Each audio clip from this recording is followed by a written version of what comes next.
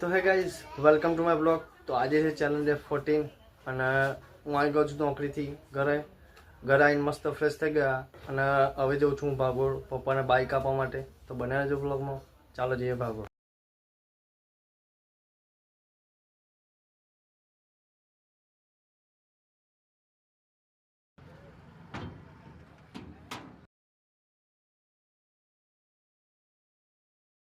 તો હું ને મારા પપ્પા ઘરે આવી ગયા છે, તમે જોઈ શકો છો.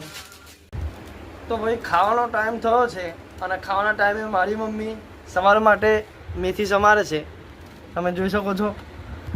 તો મસ્ત ભૂખ લાગી છે, તો જલ્દી કામ પૂરું થાય એનું એટલે આપણે આવું ખાવા બેસી ગયું.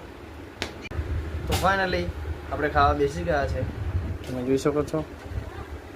મળીએ આપણે ખાઈને.